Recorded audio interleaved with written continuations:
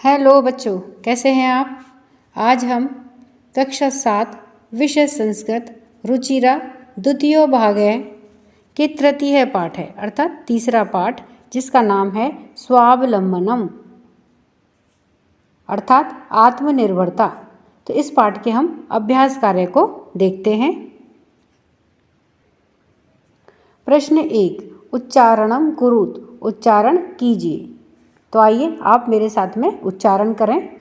विंशति अर्थात 20, द्वाविंशति अर्थात 2 और जोड़ दो 20 के अंदर तो कितने हो गए, द्वाविंशति यानी 22, चतुर्विंशति यानी 24, पंचविंशति 25, अष्टाविंशति अर्थात 28, नवविंशति यानी 29, त्रिंशत यानी कि 30, द्वात्रिंशत यानी कि 32, त्रयस्त्रिंशत यानी कि 33, चतुस्त्रिंशत यानी कि 34, अष्टात्रिंशत यानी कि 38, नवत्रिंशत 39, चत्वारिंशत यानी 40, द्विचत्वारिंशत 42, त्रयश्चत्वारिंशत यानी 43, चतुश्चत्वारिंशत 44, सप्तचत्वारिंशत 47, पंचाशत 50। प्रश्न 2, अधोलिखितानां प्रश्नाम उत्तराणि लिखत, नीचे लिखे हुए प्रश्नों के उत्तर लिखिए।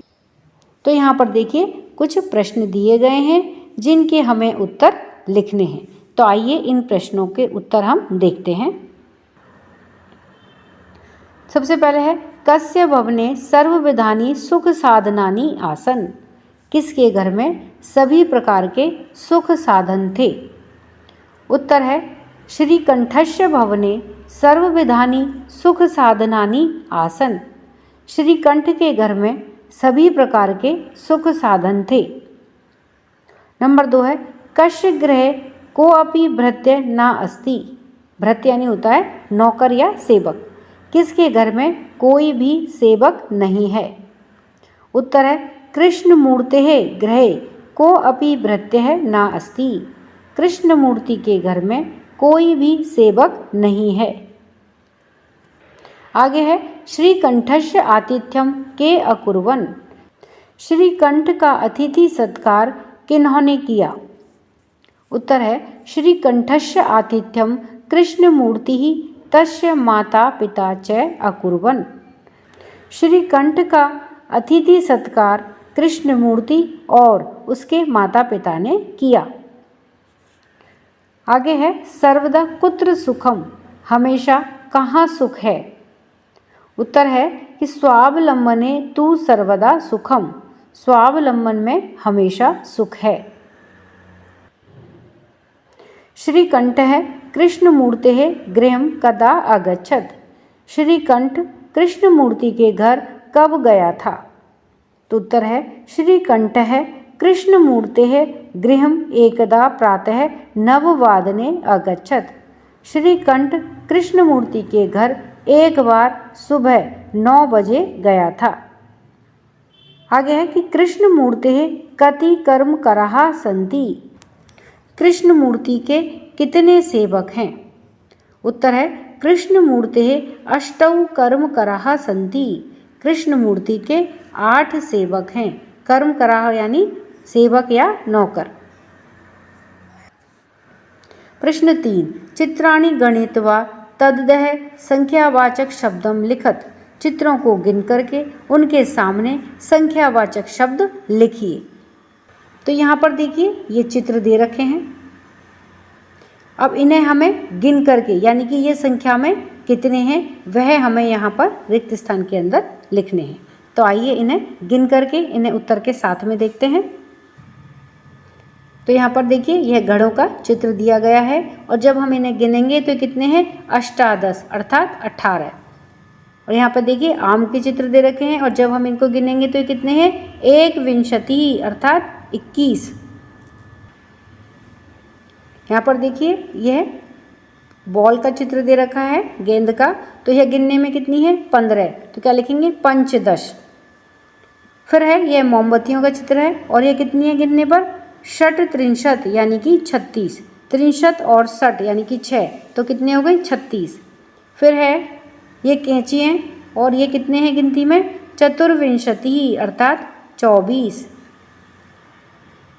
फिर है यह पत्तियों का चित्र है और यह कितनी है गिनती करने पर, त्रिंशत अर्थात 33। प्रश्न 4, मंजूषातः अंकानां कृते पदानि चिनुत, मंजूषा से अंकों के लिए पद चुनिए। यानी कि देखिए यह मंजूषा दी गई है और इसमें हमें यहाँ पर अंक दिए गए हैं, ये देखिए यहाँ पे ये अंक हैं और इन अंकों के लिए जो पद हैं या शब्द हैं वह इस मंजूषा के अंदर दिए गए हैं। तो इसमें से, इस मंजूषा में से हमें इन पदों को इन अंकों के सामने लिखना है। तो आइए इसे उत्तर के साथ में देखते हैं। तो सबसे पहले क्या दे रखा था, 28, तो 28 को मंजूषा में से लाएंगे तो 28 को कैसे लिखते हैं, अष्टाविंशति, ये देखिए अष्टाविंशति। फिर है त्रिंशत, 30 को क्या कहते हैं, त्रिंशत, तो ये देखिए ये लिख रहा मंजूषा के अंदर त्रिंशत 30। फिर है 24 को क्या कहते हैं, चतुर्विंशति 24, तो चतुर्विंशति कहाँ है मंजूषा के अंदर, ये लिख रहा। फिर है 50, 50 को क्या कहते हैं, पंचाशत, पंचाशत कहाँ है, देखिए यह रहा मंजूषा के अंदर।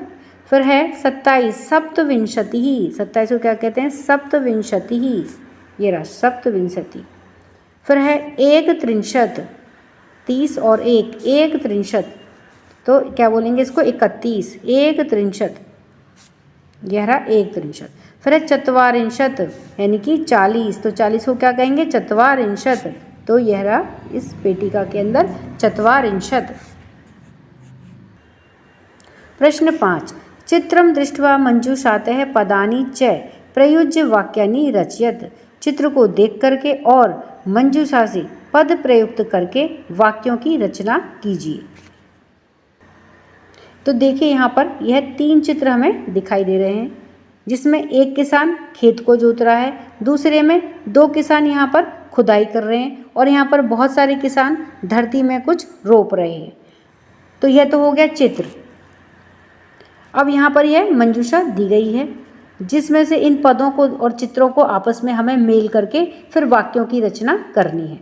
तो आइए इसे उत्तर के साथ में देखते हैं कि इन चित्रों को और इस मंजूषा से पदों को मिला करके कैसे वाक्यों का निर्माण होगा। तो यहाँ पर देखिए कि यहाँ 3 तस्वीरें दी गई हैं। तो यहाँ पहली में तो एक किसान खेत को जोत रहा है, तो एक किसान के लिए क्या आएगा, एष है कृषक है और क्या कर रहा है वह, खेत को जोत रहा है, तो क्षेत्रम कर्षति, एक किसान खेत को जोत रहा है।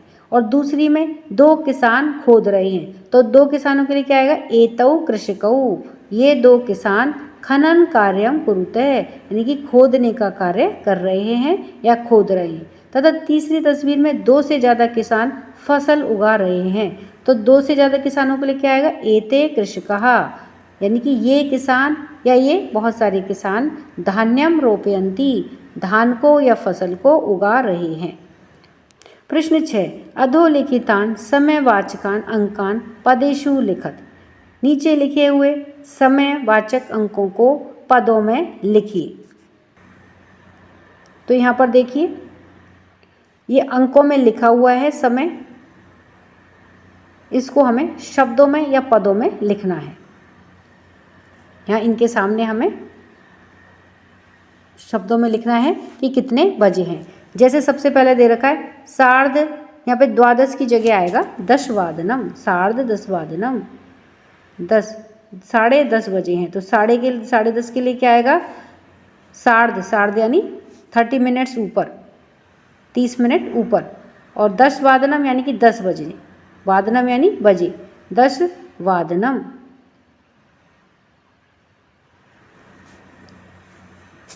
तो 10:30 वादनम, यहाँ पर आप द्वादश की जगह 10 वादनम करें।